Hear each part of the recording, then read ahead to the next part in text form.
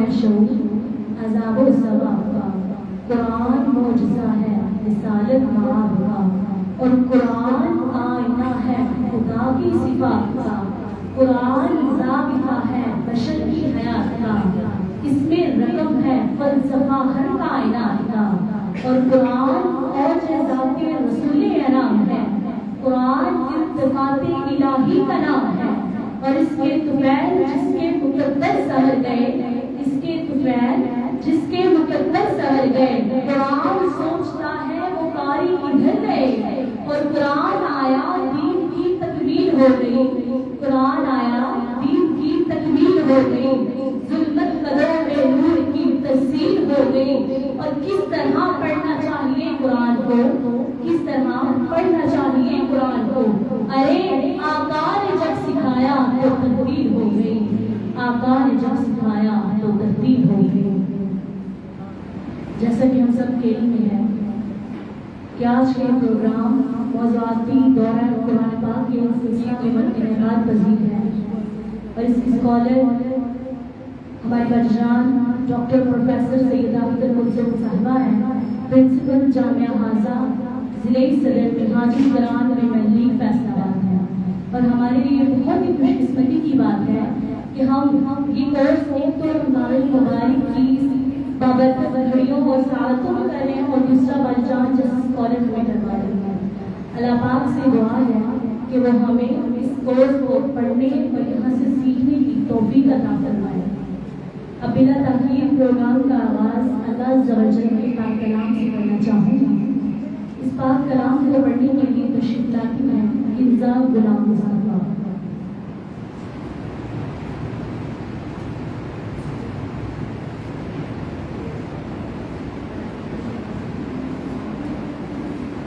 أعوذ بالله من الشيطان الرجيم،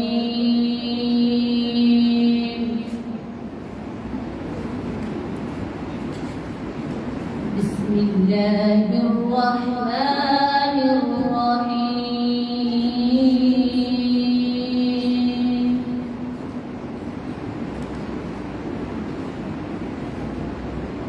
قل أعوذ برب الناس،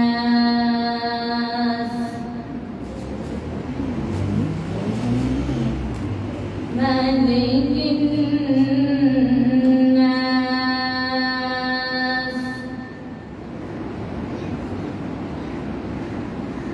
إله الناس،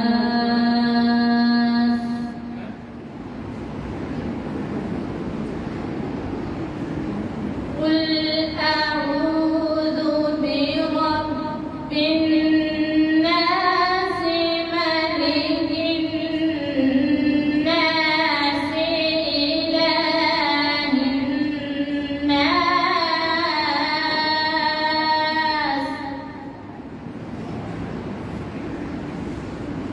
من شر الوسواس الخناس،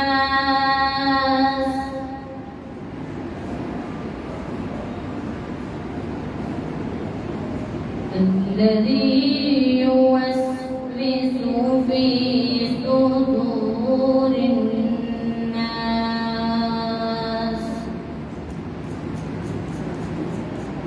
من الجنة والناس،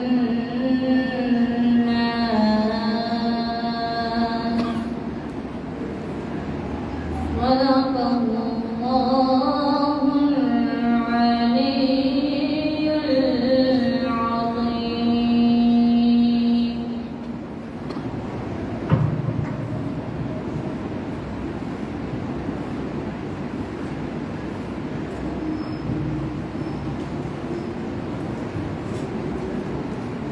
سبحان اللہ۔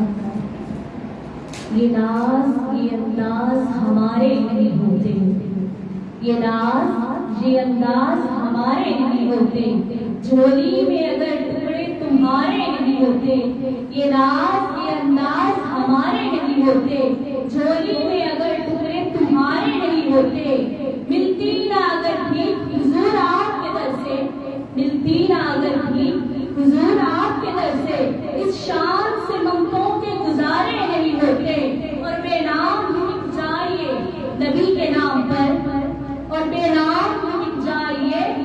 انہی کے نام پر کہ سودے میں خسارے ہمارے نہیں ہوتے، کہ سودے میں خسارے ہمارے نہیں ہوتے۔ اسی کے ساتھ آقا علیہ السلام کی بارگاہ میں ہدیہ دیدر پیش کرنے کے لیے تشریف لاتی ہیں منہاج نام کونسل دارالعلوم نوری حدیث بھی۔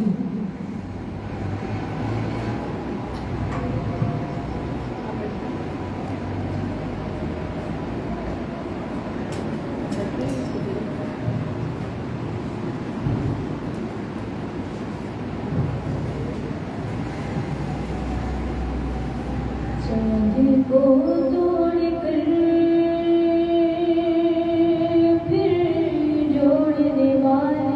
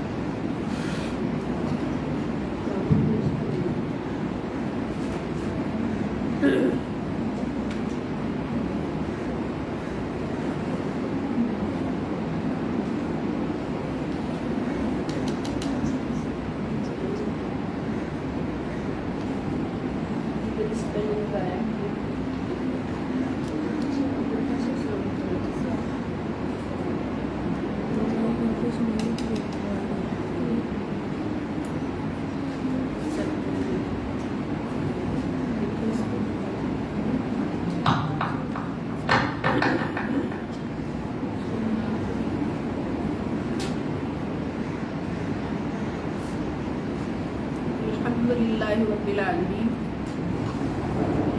والصلاة والسلام علی سید الانبیاء والمرسلین وعلی آلہ واصحابہ واولادہ وازواجہ المطہرین، اما بعد، اعوذ باللہ من الشیطان الرجیم، بسم اللہ الرحمن الرحیم۔ الہدایہ قرآن کلاس میں تمام شرکائے کلاس کو تہہ دل سے خوش آمدید۔ آمد رمضان المبارک کی ڈھیروں مبارکباد کے ساتھ مولا صلی وسلم دائما ابدا علی حبیبک خیر الخلق کلہم والحبیب الذی ترجى شفاعته لكل حول من الاحوال مقتحم مولاي صل وسلم دائما ابدا على حبیبک خیر الخلق كلهم یا ربی بالمصطفى بلغ مقاصدنا واغفر لنا ما مضى یا واسع الکرم مولاي صل وسلم دائما ابدا علی حبیبک خیر الخلق کلہم بحمد اللہ تعالی و بجاہ سید المرسلین صلی اللہ تعالی علیہ وآلہ وسلم۔ رمضان المبارک کی آمد ہے اور رمضان سے مراد وہ گھڑیاں ہیں، وہ دن ہے، وہ مہینہ ہے جس میں اللہ رب العزت کی بے پایاں رحمتوں کا نزول بے پایاں طریقے سے ہوتا ہے۔ ان گھڑیوں کو اللہ کریم، رسول کریم صلی اللہ علیہ وآلہ وسلم اور قرآن کریم کی اعلیٰ اور پاکیزہ صحبتوں میں گزارنے کے لیے اور ظاہری اور باطنی پاکی حاصل کرنے کے لیے ہم سب منہاج القرآن ویمن لیگ انٹرنیشنل کے پلیٹ فارم پر دورہ قرآن کریم سے فیضیاب ہونے والے ہیں الحمدللہ تعالی۔ الحمدللہ تعالی گزشتہ رمضان المبارک میں بھی ہم نے مل کر الحمد سے لے کے والناس تک پورے 30 پاروں سے صحبت کا شرف حاصل کیا تھا۔ الحمدللہ پہلی پارے سے لے کے 30ویں پارے تک دورہ قرآن کریم ترجمہ اور مختصر تفسیر قرآن کے ساتھ کیا تھا اور قرآن کریم کی مکمل صحبت کا فیض حاصل کیا تھا الحمدللہ تعالی۔ لیکن اس سال ہم موضوعاتی دورہ قرآن کریم سے فیضیاب ہو رہے ہیں۔ اب موضوعاتی دورہ قرآن کریم کا جب ہم ذکر کریں تو اس کے معنی صاف ظاہر ہو جاتے ہیں کہ قرآن کریم اپنے اندر بے بہا موضوعات رکھتا ہے، کیونکہ یہ انسان جو اشرف المخلوقات ہے اس کے طرز حیات کو سنوارنے کے لیے اتارا گیا ہے، اس کو زندگی گزارنے کا ایک سلیقہ، ایک ڈھنگ قرآن کی صورت میں دیا گیا ہے تو انسان اور اس دنیا سے ریلیٹ جتنے موضوعات ہیں ان سب موضوعات کی تفصیل اس قرآن میں موجود ہے. تو قرآن کریم کے اندر جو ہزاروں موضوعات ہیں ان موضوعات کو ہم الگ الگ ان کا تعارف لیں، ان کا مطالعہ کریں، اور اس طرح سے ہر موضوع سے ہمیں فیض نصیب ہو، ہر موضوع کی ہمیں برکتیں ملے، اور ہر موضوع کو سمجھتے ہوئے ہم اپنی زندگیوں کو قرآن کے مطابق ڈالنے کے لیے ہمارے لیے بڑی آسانیاں پیدا ہو جائیں. تو یہ موضوعاتی دور ہے قرآن کریم، گویا کہ قرآنی انسائکلوپیڈیا کا دور ہم کرنا چاہتے ہیں. دور قرآن تو سب ہوتا ہی رہتا ہے، لیکن قرآنی انسائکلوپیڈیا کا دور جو ہے یہ انشاءاللہ الکریم پوری امت کی زندگیوں کو سنوارنے کے لیے بہت آسان راستہ ہے، بہت آسان راستہ ہے. اس لیے ہم دعوت دیتے ہیں کہ اس میں جہاں جہاں تک اس کی دعوت پہنچی ہے تو تمام دوست احباب ساتھی مسلمان بہن بھائی اس میں ضرور شامل ہوں. مائیں بہنیں بیٹیاں بچے بھائی سب اس میں شامل ہو سکتے ہیں. اور ہمارے پاس الحمدللہ فزیکلی کلاس بھی موجود ہے، یعنی ہمارے پاس یہاں موجود شرکاء کلاس بھی ہیں جسمانی طور پر، اور آن لائن بھی ہمارے تمام جو پیجز ہیں ان پہ اور آئی ڈیز پہ یہ کلاس انشاءاللہ آن لائن بھی لائیو بھی جاری ہے اور رہے گی انشاءاللہ. تو موضوعاتی دورہ قرآن کریم جو ہے اس کا فائدہ بہت ہوگا. اور اس کا طریقہ کار کیا ہے کہ قرآن انسائکلوپیڈیا جو کہ مجدد رواں صدی اور وقت کے سب سے بڑے عالم کہ جس موضوع پر اگر وہ بولنا چاہیں، کسی بھی موضوع پر بولنا چاہیں تو علم کے سمندر بہا دیں اور نہ وہ تھکے اور نہ ان کے ذہن کا جو علم ہے اس کا احاطہ ہو سکے. یہ اللہ کا کرم ہے، رسول کریم صلی اللہ تعالیٰ علیہ وسلم کا فیض ہے، اور حضور غوث اعظم رضی اللہ تعالیٰ عنہ کا دست شفقت ہے کہ اللہ تعالیٰ نے ان کو یہ شرف عطا فرمایا. مجدد رواں صدی طاہر القادری حضور شیخ الاسلام، ہمارے مربی، ہمارے مرشد، ہمارے استاد، ہمارے شیخ کامل شیخ، انہوں نے اس امت پر یہ احسان کیا اس صدی میں کہ قرآنی انسائکلوپیڈیا لکھ کر 8 جلدوں میں یہ آپ کے سامنے موجود ہے. 8 جلدوں میں قرآن انسائکلوپیڈیا ہمارے سامنے رکھ دیا. اور آپ خود سوچیں کہ اگر ہم ایک پارے میں سے موضوعات ڈھونڈنے لگ جائیں تو اس کام کے لیے ہمیں سال لگ جائیں گے. تو آپ اندازہ کیجئے کہ اس کام پر حضور شیخ الاسلام نے کتنی زندگی صرف کی ہے. کہ قرآن سے سارے موضوعات اکٹھے کیے، سارے موضوعات الگ الگ کیے، اور ہر موضوع پر آنے والی آیات پورے قرآن پاک سے ان کو اکٹھا کر کے ہر موضوع کے تحت جوڑ دیا. مثلا وجود باری تعالیٰ پر دلائل ہے سب سے پہلا جو اس کا موضوع ہے، تو اس کے تحت سینکڑوں آیات پورے قرآن میں بکھری ہوئی ہیں الحمد سے لے کے الناس تک. ان سب کو اکٹھا کر کے سب سے پہلے باب کے اندر جوڑ دیا. پھر ایمان بالرسالت پر آیات ہیں پورے قرآن میں بکھری ہوئی ہیں، ان سب کو اکٹھا کر کے ایک جگہ جوڑ دیا، ایک باب کے تحت اکٹھا کر دیا. پھر عظمت رسول پاک صلی اللہ علیہ وسلم ہے، اور ہر موضوع خواتین سے ریلیٹ موضوعات ہیں، نکاح اور طلاق سے ریلیٹ موضوعات ہیں. تو ہر موضوع کی آیات کو اکٹھا کر کے تو اس موضوع کے اندر جوڑ دیا. تو آپ خود سوچئے کہ چھوٹا سا بچہ بھی یہ فہم رکھتا ہے کہ یہ حضور شیخ الاسلام کا اس امت پر کتنا بڑا احسان ہے. کہ پہلے کسی بھی مسئلے پر ہم نے دلیل لینا ہوتی تھی، کوئی حوالہ لینا ہوتا تھا قرآن پاک سے، تو ہم علماء کرام کے پاس جاتے تھے. ہر مسئلے کے علماء موجود ہوتے تھے اور ہر مسلک کا بندہ اپنے من کا جواب دیتا تھا. اپنے من کا حوالہ دیتا تھا، دلیل دیتا تھا، لیکن آج ہر بچے کے لیے کام آسان ہو گیا، اور خدا کی قسم یہ کام جو ہے یہ مسلک اور فرقہ بندی سے بالاتر ہے۔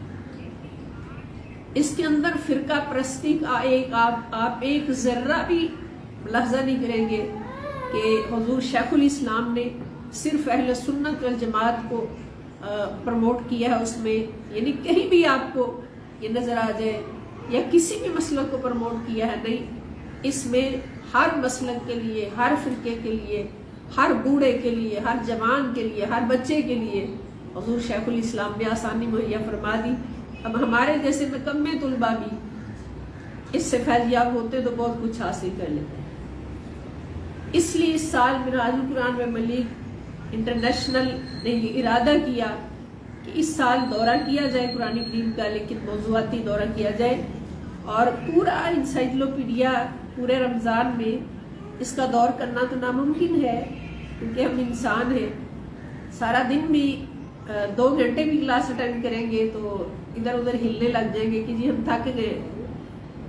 اس لیے اس میں سے حضور شیخ الاسلام کے حکم پر، ان کی اجازت پر کچھ موضوعات کو فکس کر لیا گیا کہ پورے رمضان میں 30 دن میں ہم نے 27 لیکچرز ہیں جو 30 دن میں ہم نے انشاءاللہ الکریم پورے کرنے ہیں، جو مختلف موضوعات ہیں، اور باقی اللہ پاک سے ہم امید رکھتے ہیں، دعا کرتے ہیں کہ اس سلسلے کو اللہ پاک ہمیں جاری رکھنے کی توفیق عطا فرمائے، اس کے بعد بھی ہماری یہ کلاس جاری رہے، اور اگلے رمضان المبارک تک ہم پورا انسائکلوپیڈیا جو ہے اس کو اللہ کے فضل سے پورا کر لیں، اس کا پورا دور کر لیں، اور پھر ہمیں امید ہو جائے کہ جب ہم قبر میں جائیں گے تو قرآن ہمارے ساتھ ہوگا انشاءاللہ۔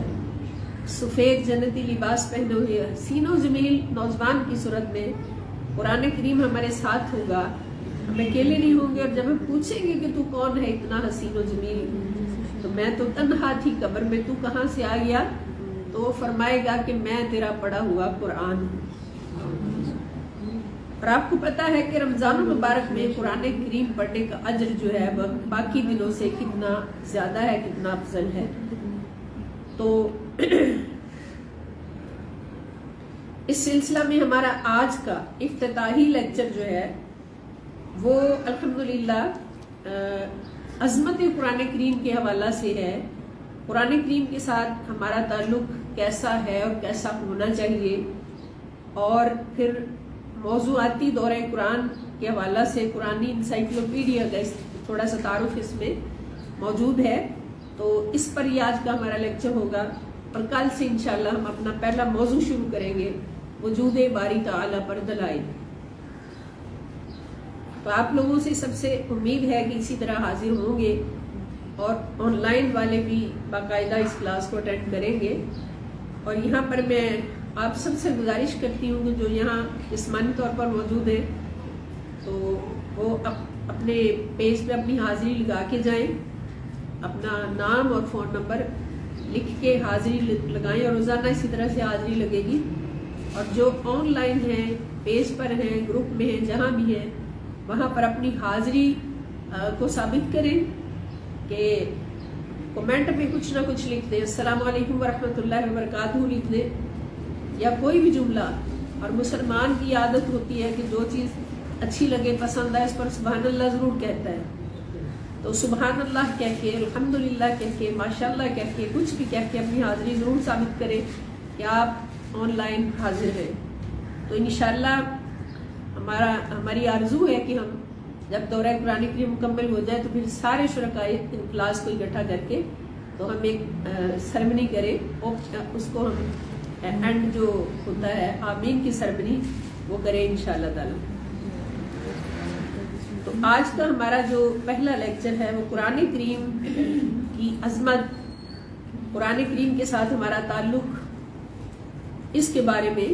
تو میں یہ خواہش کروں گی کہ اس موضوع کو میں انہی الفاظ کے ساتھ بیان کروں جو میرے شیخ، میرے مربی، میرے مرشد کامل حضور شیخ الاسلام پروفیسر ڈاکٹر محمد طاہر القادری صاحب کی طرف سے پاس ہو کر الفاظ آئے ہیں، انہی کو میں آپ کے سامنے پیش کروں جو لیکچر کی صورت میں ہمیں ملے ہیں۔ تو اس میں سب سے پہلی بات جو آپ نے فرمائی ہے قرآن حکیم کے ساتھ ربط اور تعلق ہمارا کیسا ہونا چاہیے اور کیسا ہے.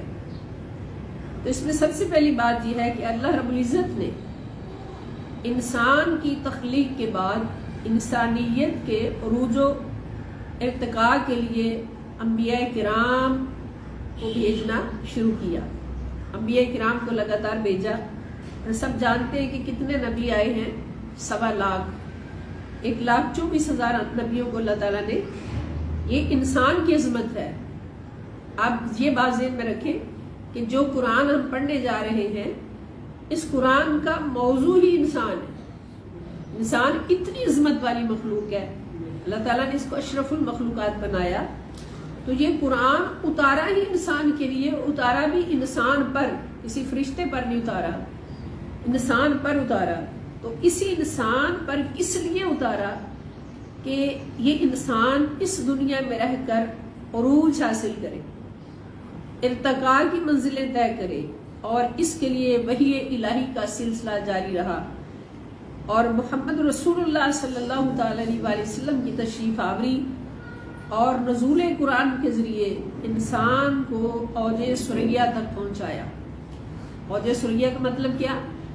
آسمانوں کی بلندیوں تک پہنچایا, انسان کو عظمتوں تک پہنچایا. اور عظمتوں تک پہنچانے کا وسیلہ کچھ اور نہیں سوائے ذات مصطفیٰ صلی اللہ علیہ وآلہ وسلم اور ذات قرآن کریم کے سوا کچھ نہیں. اور قوانین فطرت میں قرآن مجید میں بیان کردہ علوم و معارف اور قوانین فطرت میں اللہ رب العزت نے ہر دور کے انسان کے لیے رہنمائی مہیا فرمائی ہے. یعنی یہ نہ سوچیے کہ قرآن صرف 1500 سال پہلے آنے والوں کے لیے رہنما ہے. قرآن کریم جو ہے یہ قیامت تک آنے والے ہر شخص کے لیے رہنما ہے. اور اس میں یہ بھی نہیں کہ صرف مسلمان کے لیے, مومن کے لیے, ایک کافر کے لیے بھی رہنما ہے, ہر کسی کے لیے رہنما ہے. یہ رہنمائی قیامت تک بنی نوع انسان کے جملہ انفرادی, خاندانی, اجتماعی, اخلاقی, سیاسی, سماجی, معاشی اور معاشرتی امور کے لیے کامل جامعیت کے ساتھ فراہم کر دی گئی ہے. اس میں کمی کوئی نہیں ہے, قرآن مجید کے اندر کوئی کمی نہیں ہے, اور یہ ہمیشہ کے لیے فراہم کر دیا گیا ہے. تعلیمات قرآن کی جامعیت, ہماگیریت اور آفاقیت نے تاریخ عالم پر گہرے نقوش ثبت کر دیے ہیں. یہی وجہ ہے کہ اسے اعتقاداً نہ ماننے والے بھی اس میں بیان کردہ بیش بہا علوم اور معارف کو قوانین فطرت کے معترف نظر آتے ہیں. بات سمجھ آئی؟ کہ جو اس قرآن کو نہیں بھی مانتے, جب وہ اس قرآن کے اندر موجود علوم کے خزانے دیکھتے ہیں, معرفت کے خزانے دیکھتے ہیں, قوانین فطرت دیکھتے ہیں, تو خدا کی قسم ضرور کہتے ہیں کہ وہ اللہ سچا ہے جس نے یہ قرآن اتارا ہے, وہ نبی سچا ہے جو یہ قرآن لے کر آیا ہے. کہ جو کچھ قرآن 1500 سال بعد ہم قرآن سے پڑھ رہے ہیں, 1500 سال پہلے قرآن نے بتا دیا تھا, سائنس آج اس کو ثابت کر رہی ہے. ہمارے نبی صلی اللہ تعالی وسلم نے 1500 سال پہلے جو باتیں بتا دی تھی, سائنس آج اس کو ثابت کر رہی ہے. تو یہ قرآن کا معجزہ ہے, کچھ ہم کہیں یہ قرآن کا معجزہ ہے, اور قرآن کی آفاقیت ہے کہ قرآن صرف ان لوگوں کے لیے نہیں تھا جو 1500 سال پہلے جن کے سامنے نازل ہوا کہ وہی اس کو سمجھ سکتے یا وہی اس کا اعتراف کرتے, بلکہ قیامت تک آنے والا ہر کافر بھی اس کا اعتراف کرتا ہے اور کرتا رہے گا. یہ قرآن کریم کی عظمت ہے. اب یہ ہم قرآن کی عظمت سننے کے ساتھ ساتھ یہ بھی ذہن میں رکھیں کہ یہ قرآن صرف انسان کے لیے اترا ہے. ہماری عظمت ہے کہ ہمارے لیے اترا ہے, اور اس کا موضوع بھی انسان ہے, اس کا مقصد بھی انسان کی زندگی کو سنوارنا ہے, اس کا مقصد بھی انسان کو ظاہر و باطن پاک کرنا ہے. اور ہم سارے کون ہیں؟ انسان ہیں. تو اس لیے ہمیں قرآن پڑھتے ہوئے سوچ لینا چاہیے, ہر فرد یہ سوچے کہ یہ سارا کچھ میرے لیے. میں ہی تھا جس کو خدا نے سجدہ کروایا تھا فرشتوں سے, میں ہی تھا جس کو خدا نے اپنے دونوں ہاتھوں سے پیدا کیا تھا، میں ہی تھا جس کو خدا نے اپنا خلیفہ بنا کر زمین پہ اتارا تھا، میں ہی تھا جس کے اندر خدا نے اپنی دم کر کے اپنے یعنی پھونک سے دم کر کے روح اپنی ڈال دی تھی، وہ میں ہی تھا، کوئی اور نہیں تھا۔ اور اتنی عظمتیں دینے کے بعد پھر میں ہی ہوں جس کو خدا نے قرآن سے نوازا ہے، یعنی قرآن کریم کے ساتھ ہمارا یہ تعلق ہے جس کو ہم نے سمجھنا ہے۔ اور پھر قرآن کریم جو ہے اس کی عظمت یہ ہے کہ یہ عربی زبان میں نازل ہوا، کسی اور زبان میں نہیں۔ آپ کو یہ پتا ہے، یہ تعارفی باتیں ہیں آج کے لیکچر میں ساری، ان کو آپ نے یاد رکھنا ہے کہ باقی کتابیں جو اتری ہیں وہ اپنی اپنی زبانوں میں جس زبان کا نبی ہوتا تھا، جس علاقے کا نبی ہوتا تھا، اسی زبان میں اس نبی کو کتاب ملتی تھی یا صحیفہ ملتا تھا۔ اور پھر اس سے بڑھ کر بات یہ کہ جب کسی نبی کو کتاب ملتی تھی یا صحیفہ ملتا تھا تو وہ صرف آرڈر اللہ کا ہوتا تھا، اللہ تعالیٰ صرف فرماتے تھے، اور اس کتاب کو نبی اپنے الفاظ میں لکھتا تھا، یعنی وہ الفاظ بھی نبی کے ہوتے تھے اور زبان بھی نبی کی ہوتی تھی اور بتانے والا خدا ہوتا تھا۔ یہاں قرآن جو انسان کے لیے ہمارے لیے نازل کیا گیا ہے، اس کی شان یہ ہے کہ بتانے والا بھی خدا ہے، کلام بھی خدا کا، وحی بھی خدا کی، نور بھی خدا کا، کتاب بھی خدا کی۔ اور یہ عظمت ہمارے پیارے مصطفیٰ صلی اللہ علیہ وآلہ وسلم کی کہ آپ پر یہ قرآن نازل ہوا کہ جو کلام بھی خدا کا ہے، زبان بھی خدا کی ہے، اور نزول بھی اللہ کی طرف سے آتا ہے۔ اللہ تعالیٰ خود فرماتے اِنَّا نَحْنُ نَزَّلْنَا الذِّكْرَ وَإِنَّا لَهُ لَحَافِظُونَ۔ اس سے بھی بڑی عظمت کے خود ہی اتارا، خود ہی فرمایا کہ اب سارے زمانے والوں سن لو، اس قرآن کو ہم نے اتارا ہے اور اس کی حفاظت بھی ہم خود کر رہے ہیں۔ کوئی مائی کلال قیامت تک سوچ بھی نہیں سکتا کہ اس قرآن میں سے ایک حرف، ایک نقطہ بھی بدلے، اس لیے کہ اس پر نگہبان کون ہے؟ اس پر نگہبان خود رب ذوالجلال ہے، اس کے فرشتے ہیں۔ یہ قرآن کی عظمت ہے۔ تو یہ قرآن مجید عربی زبان میں نازل ہوا ہے، جسے فصاحت، بلاغت، قواعد، معانی اور علوم اور معارف کی زبان کہا جاتا ہے۔ یعنی زبان، عربی زبان اتنی فصیح ہے، اتنی بلیغ ہے کہ سارے دنیا کی زبانیں مل کر بھی اس ایک زبان کا مقابلہ نہیں کر سکتی، الحمدللہ۔ اس کے ایک ایک لفظ میں کئی معنی چھپے ہوتے ہیں۔ جب ہم قرآن پڑھتے ہیں ہمیں پتہ چلتا ہے، گرامر پڑھتے ہیں ہمیں پتہ چلتا ہے، عربی زبان سیکھتے ہیں تو ہمیں پتہ چلتا ہے کہ ایک ایک لفظ کے 70 معنی ہو۔ جیسے حرف ہے، حرف با جس کو ہم کہتے ہیں بے، ترجمہ پڑھاتی ہیں باجیہ مدارس میں تو وہ بے کا معنی صرف ایک بتاتی ہیں، ساتھ، بے کا معنی ساتھ، لیکن بے کے پورے 17 معنی، بازر بی کے پورے 17 معنی ہیں۔ تو یہ عربی زبان کی فصاحت و بلاغت ہے۔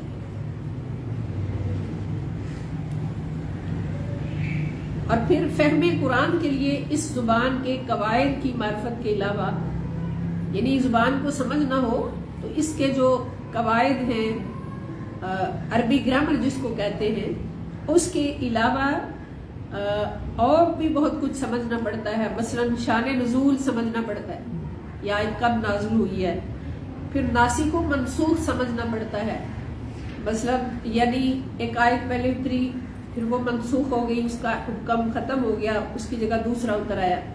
جیسے شراب تھی، عام تھی اس زمانے میں، تو شراب کو پہلے برا کہا گیا، اور پھر اس کو چھڑانے کے لیے اللہ تعالیٰ نے اس برا کہنے والی آیت کو منسوخ کر کے اس کی جگہ شراب کی حرمت کی آیت نازل فرما دی۔ یعنی جو آیت بعد میں اتر رہی ہے وہ پچھلی آیت کی ناسخ بن جاتی ہے، اور جو پیچھے گزر گئی اس کو منسوخ کہتے ہیں کہ منسوخ ہو گئی ہے، اب اس کا حکم نہیں جاری رہے گا۔ جیسے دوسری مثال میں دیتی ہوں آپ کو سمجھ آ جائے، یہ جو وراثت کی تقسیم ہے، اس کے لیے پہلے حکم تھا کہ وراثت کے لیے وصیت کر سکتے ہیں، تو جب وصیت میں دیکھی خامیاں نظر آئیں، کمزوریاں نظر آئیں کہ ایک بچے کے ساتھ والد کو زیادہ پیار ہے، دوسرے کے ساتھ اس کی دشمنی ہے، تو ساری جائیداد اٹھا کے اس کے نام لکھ رہا ہے اور دوسرے کو محروم کر رہا ہے، تو اس طرح کی مثال دی ہے. تو پھر وہ جو وصیت والی آیت تھی منسوخ ہو گئی اور اس کی جگہ ناسخ آیت آ گئی جس نے حکم یہ دے دیا کہ وراثت میں وصیت نہیں چلے گی بلکہ اللہ تعالیٰ نے اس سے مقرر کر دیا. وراثت میں ماں باپ کا اتنا حصہ ہوگا اور بہن بھائیوں کے اتنا ہوگا، بہن کا ایک ہوگا، بھائی کے 2 ہوں گے، اس سارا. تو اس طرح ایک آیت پہلے ایک حکم اترا تھا، پھر دوسرا آیا، اس نے پہلے کو منسوخ کر دیا اور جو خود تھا وہ ناسخ ہو کے ثابت ہو گیا. تو یہ چھوٹی چھوٹی باتیں آپ سمجھیں گے تو بڑا مزہ آئے گا آپ کو. اور اس کے پاس بعد ہے علوم حدیث کو بھی سیکھنا پڑتا ہے. قرآن کو سیکھنے کے لیے اقوال صحابہ کو بھی سمجھنا پڑتا ہے، تاریخ اور ثقافت عہد نبوی کو بھی سمجھنا پڑتا ہے، اور لغت عرب کے ساتھ ساتھ محاورہ عرب کی معرفت بھی لینی پڑتی ہے. ان کے بغیر قرآن مجید کے معنی اور مراد، نظم اور اسلوب اور اس کے مفہوم اور مدلول کو نہیں سمجھا جا سکتا. قرآن مجید کسی بشر کا کلام نہیں بلکہ خالق عالم کا کلام ہے جو فصاحت اور بلاغت اور اعجاز علمی میں اپنی مثالات ہے. قرآن مجید کو سب سے بڑا معجزہ کیوں کہا جاتا ہے؟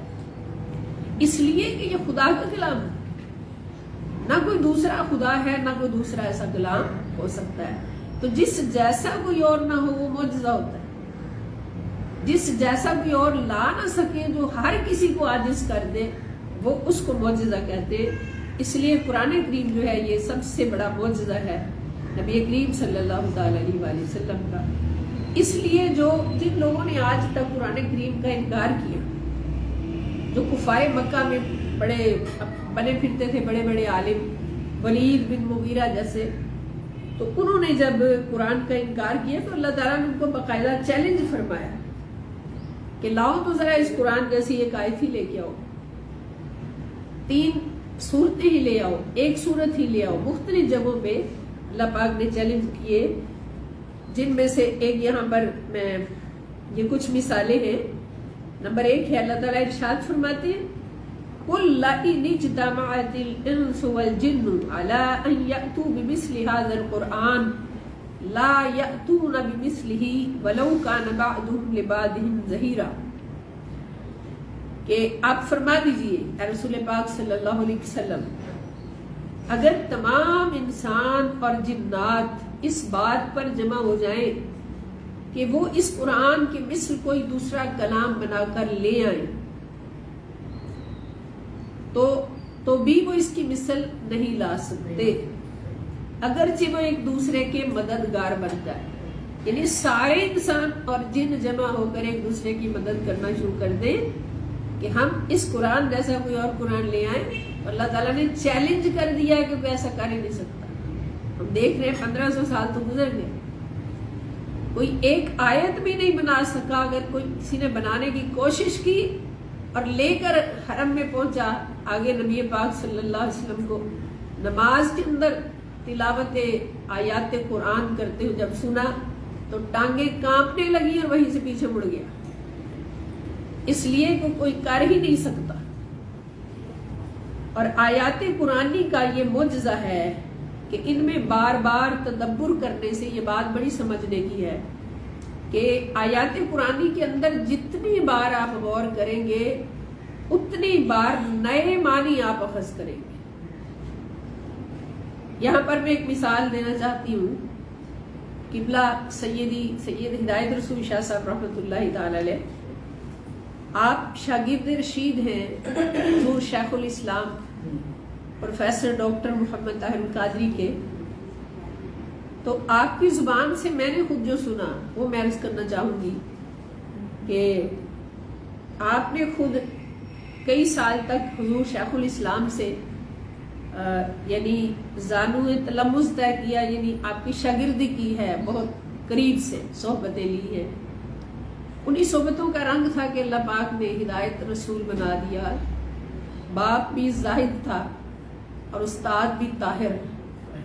جب باپ زاہد ہو اور استاد طاہر ہو تو پھر وہ ہدایت رسول بن جاتا ہے الحمدللہ. تو اب فرماتے کہ ہم ایک دن قبلہ حضور کے پاس پڑھ رہے تھے، قرآن پاک کی تفسیر جو ہے اس کو سمجھ رہے تھے. تو قبلہ حضور अपने शागिर्दों को कोई आयत अता फरमा देते और फरमाते कि इस पे गौर करो और निकाल के लाओ, यानी सर्च करो और मानी और मफहूम निकालो। तो शाह साहब फरमाते कि हम कर रहे थे गौर, तो एक नुक्ता समझ नहीं आ रहा था, तो मैंने जाके किबला के सामने रखा, अपना डायरी रखी, मैंने कहा हुजूर ये कुछ समझ नहीं आ रहा, इसके बारे में कुछ फरमा दे। तो किबला हुजूर शेखुल इस्लाम ने उसको जब देखा, आंखें बंद की और वो तो जो बताना था 10 मानी और बता दिए, कई निकात और बता दिए और फरमाया बेटे चलो इन पे भी सर्च करो। तो शाह साहब फरमाते मेरे तो रंग उड़ गए। मैंने उनकी तरफ देखा, मैंने कहा कि हुजूर अब जो पहले आपने अता किया है उस पे हम सर्च करेंगे, इस पे करें क्या करें, आपने तो और बहुत कुछ अता कर दिया। तो आगे से हुजूर किबला शाहुल इस्लाम ने आंखें बंद की, वजद में आए और फरमाने लगे बेटे ताहिरुल कादरी के पास अगर तुम एक आयत 100 बार लेके आओगे तो ताहिरुल कादरी उसके 100 मानी बताएगा, हर बार एक नया मानी बताएगा।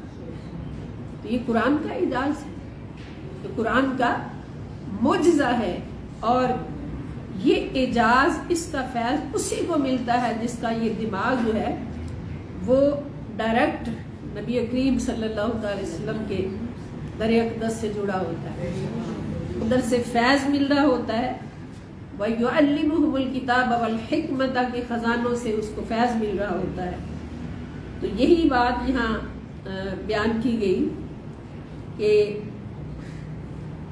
कुरान का ये एजाज है कि इसमें बार बार गौर करने से हर बार नया मफहूम सामने आता है। आप भी करके देख लें जो सुन रहे हैं, कुरान की एक आयत लें, उसमें एक बार गौर करें और मानी आएगा, दूसरी बार करें और मानी आ जाएगा, तीसरी बार करें और आ जाएगा। जितनी बार गौर करते जाएंगे तो नए से नए मानी सामने आते जाएंगे।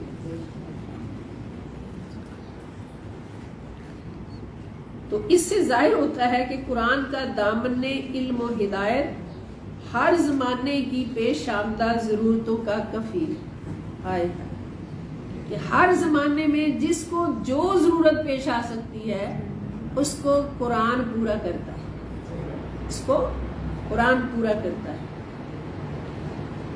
इस पर इरशाद बारी ताला है कि वनज़्ज़लना अलैकल किताबा तिबयानन लिकुल्लि शै व हुदन व रहमतन व बुश्रा लिल मुस्लिमीन, और हमने आप पर वो अजीम किताब नाज़िल फरमाई है जो हर चीज का बड़ा वाज़े बयान है, और मुसलमानों के लिए हिदायत भी है और रहमत भी है और बशारत भी है, खुशखबरी भी है। ये कुरान की शान है।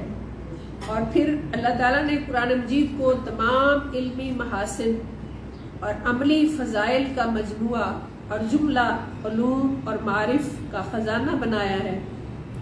इस सहीफ़ा हिदायत के नज़ूल का असल मकसद इंसान को सिराते मुस्तकीम पर चलाना है, कुरान के नज़ूल का असल मकसद, और इंसान को अशरफुल मखलूक़ात उस मकाम और मर्तबा पर फाइज करना है। बतौर अशरफुल मखलूक़ात इंसान क्या है?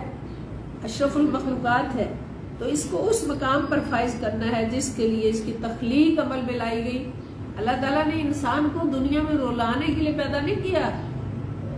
इधर से हराम आ रहा है इकट्ठा करी जाए, इधर से हलाल आ रहा है इकट्ठा करी जा, अपने बैंक भरी जाओ, और जिस दिन फरिश्ता आए तो हाय हाय करते चले जाओ कि हाय मैंने इतना जमा किया, कहाँ गया, क्या करूँगा, क्या होगा। अल्लाह ताला ने इंसान को पैदा किया है लामकान तक पहुँचाने के लिए। सुम्मा दना फतदल्ला फकाना का बक़ौसैन औ अदना, अल इंसान को वहां पर पहुंचा कर अल्लाह ताला ने बता दिया, इंसान को मैंने जमीन की पस्तियों में डूबने के लिए पैदा नहीं किया, इंसान को मैंने अर्श की बुलंदियों पर बिठाने के लिए पैदा किया है। तो इसलिए कुरान हमें ये मकसद बताता है, कुरान उतरा ही इसलिए है, और इस आला और अरफा मकसद का कि हुसूल का रास्ता सिर्फ आयात कुरानिया में गौर व खौज करने से ही मिलता है।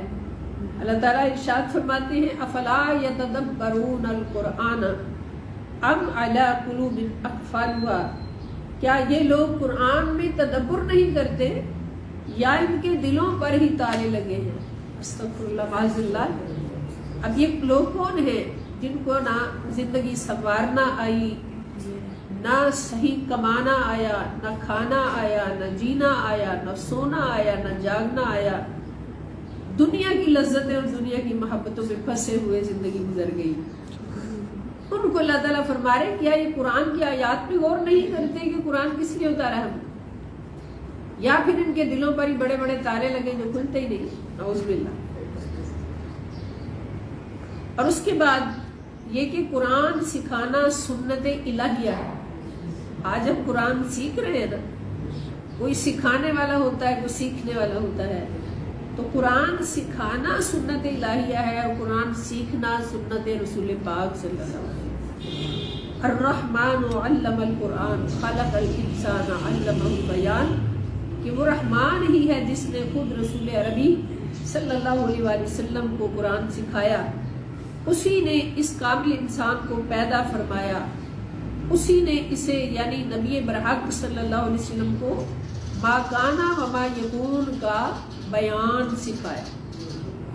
قرآن سکھانا اللہ کی سنت ہے، تو اسی لیے حضور نے فرمایا خیرکم من تعلم القرآن وعلمہ، تم میں سے بہترین شخص وہ ہے جو خود بھی قرآن سیکھتا ہے اور دوسروں کو بھی سکھاتا ہے، اس لیے کہ سیکھنے والا سنت رسول پر چل پڑتا ہے اور سکھانے والا سنت رب ذوالجلال پر چل پڑتا ہے۔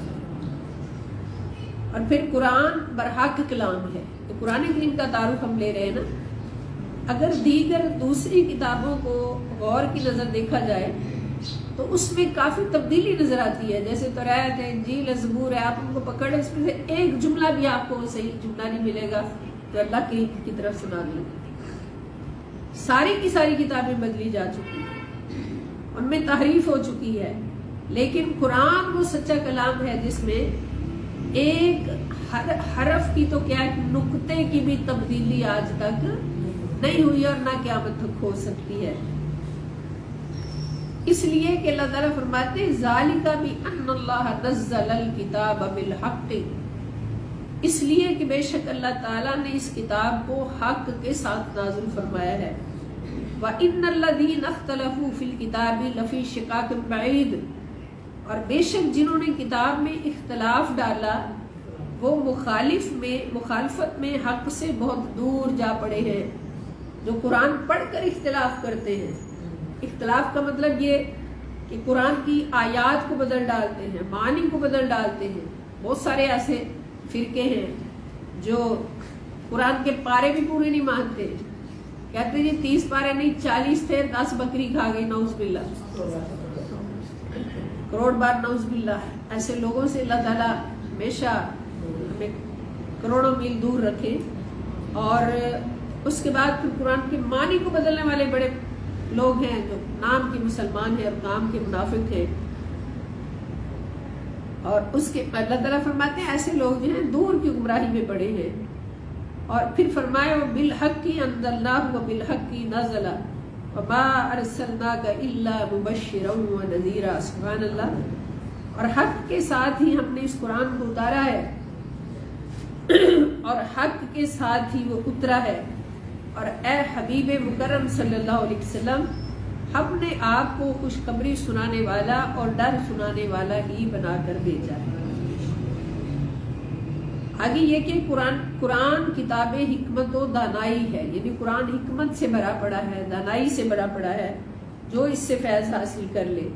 قرآن کریم میں ارشاد باری تعالیٰ ہے ربنا وابعث فیہم رسولا من انفسہم یتلو علیہم آیاتک ویعلمہم الکتاب والحکمت ویزکیہم انک انت العزیز الحکیم۔ ربنا، اے ہمارے رب، وابعث فیہم رسولا، اے ہمارے رب انہی میں سے وہ آخری اور پاک رسول مبعوث فرما صلی اللہ علیہ وسلم جو ان پر تیری آیتیں تلاوت فرمائے اور انہیں کتاب اور حکمت کی تعلیم دے اور تعلیم دے کر دانائے راز بنا دے، یعنی راز کو سمجھنے والا بنا دے اور ان کے نفسوں اور ان کے قلوب کو خوب پاک صاف کر دے. بے شک تو ہی غالب اور حکمت والا ہے. یعنی اللہ کے نبی جن پر یہ کلام اترا ہے ان کے بارے میں اللہ تعالیٰ فرماتے کہ میرے نبی کی یہ شان ہے کہ وہ تمہارے سامنے قرآن کی آیتیں تلاوت کرتا ہے تو اس تلاوت کا مقصد ہوتا ہے تمہیں تعلیم کتاب و حکمت دینا اور اس کے ساتھ ساتھ تمہارے اندر کی صفائی کرنا، ہمارے باطن کو بھی پاکیزہ کرنا اور ظاہر کو بھی پاکیزہ کر دینا اور دل کو من کو پاک کر کے اس کے اندر دانائی اور حکمت کے خزانے بھر دے. اور اس کی مثال ہم دیکھتے ہیں 1.25 لاکھ صحابہ کرام کے اندر کہ وہ صحابی جن کے دل شرک سے بھرے ہوئے تھے اور جن کے دل اسلام کی دشمنی سے بھرے ہوئے تھے، بارگاہ مصطفیٰ صلی اللہ علیہ وآلہ وسلم میں آئے تو حضور علیہ السلام کی زبان اقدس سے قرآن سن کر ان کے دل ایسے پاک ہوئے کہ پاک ہونے کے بعد حکمت کے خزانوں سے بھرتے چلے گئے. اور ایسے صحابہ بنے جن کو حضور نے، حضرت عبداللہ ابن عباس رضی اللہ عنہ کو حضور فرماتے کہ حبر حاضر الامت، کہ عبداللہ ابن عباس ایسے صحابی ہیں کہ جو سب سے بڑے مفسر قرآن ہے. اور کس طرح سے ہوئے؟ سرکار دو عالم صلی اللہ علیہ وسلم کی صحبت عالیہ سے قرآن کی تلاوت ہوئی، نفس پاکیزہ ہو گیا، دل پاک ہو گیا، من پاک ہو گیا. پاک ہونے کے بعد اس کے اندر حکمت کے خزانے بھر گئے کہ کوئی کسی ایک لفظ کی تشریح آگے پوچھتا ہے تو ایک لفظ کی تشریح میں ہزار شعر دلیل کے طور پر سنا دیتے، عربی کے شعر. تو قرآن جو ہے یہ حکمت اور دانائی کی کتاب ہے. یہی وجہ ہے کہ قرآن کریم کے ساتھ ربط اور تعلق رکھنے کی ایک خاص وجہ حکمت اور دانائی اور تدبر کا حصول بھی ہے کہ قرآن کریم کو ہم صرف اس لیے نہ پڑھیں. یہاں پر ایک بات بہت ضروری ہے پورا اتنا سننے کے بعد، کہ ہم قرآن کریم کو صرف ثواب کے لیے پڑھیں، صرف اس لیے کہ ایک حرف کے بدلے ہمیں کتنی نیکیاں مل جائیں، 10 نیکیاں مل جائیں، 20 مل جائیں، 30 مل جائیں، اور یا پھر اس لیے کہ ہم قرآن پڑھیں اور مردوں کو بخش دیں. قرآن پڑھیں اپنے لیے جمع کر کے، اپنے لیے تو جمع ہو ہی جاتا ہے سارا کچھ جو بھی ہم کرتے ہیں.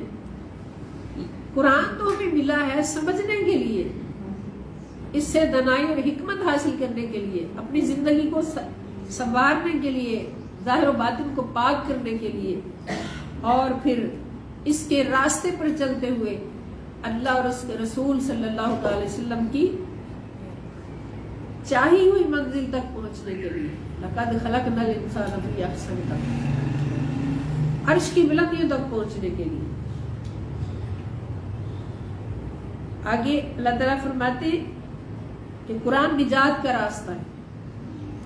قرآن کریم فرقان حمید نجات کا راستہ دکھانے والی اور تاریکیوں سے نور کی طرف لے جانے والی کتاب ہے.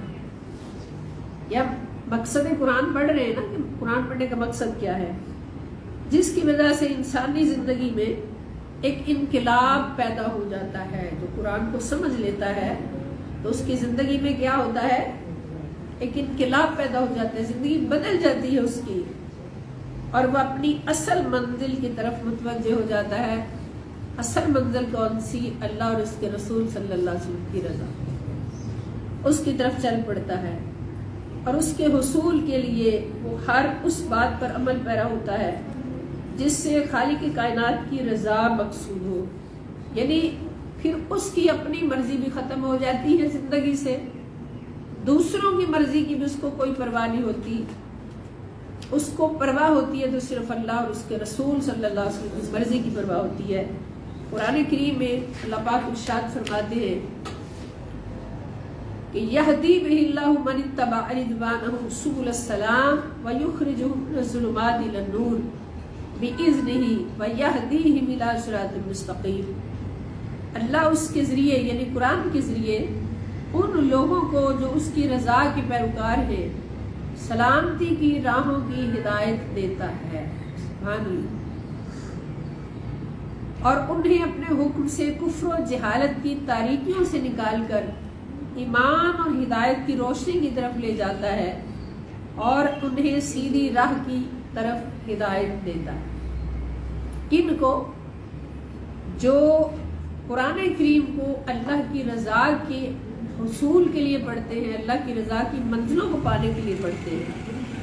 ایک اور مقام پر اللہ تعالیٰ فرماتے ہیں کہ ان ھذا القرآن یہدی للذی ہی اقوم ویبشر المؤمنین الذین یعملون الصالحات ان لهم اجرا کبیرا وان الذین لا یؤمنون بالآخرۃ اعتدنا لهم عذابا الیما۔ یہ غور سے سنیے گا اس کا ترجمہ کہ بے شک یہ قرآن اس منزل کی طرف رہنمائی کرتا ہے جو سب سے درست ہے، اور ان مومنوں کو جو نیک عمل کرتے ہیں اس بات کی خوشخبری سناتا ہے کہ ان کے لیے بڑا اجر ہے۔ رمضان میں کیا کرنا ہے؟ نیک عمل کرنے ہیں نا، تو قرآن خوشخبری سناتا ہے کہ ان کے لیے بڑا اجر ہے۔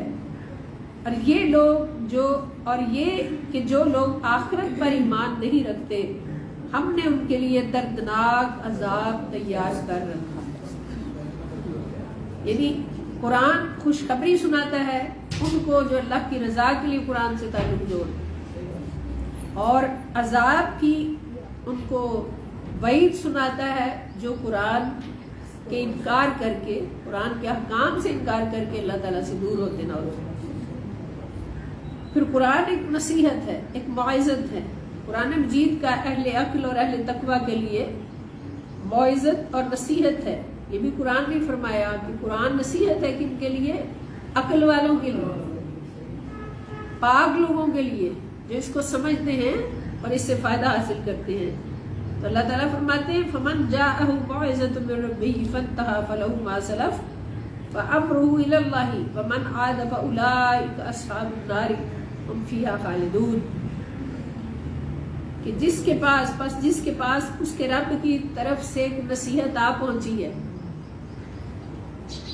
اور وہ سود سے باز آ گیا، مثلا سود سے رکنے کا قرآن حکم دیتا ہے۔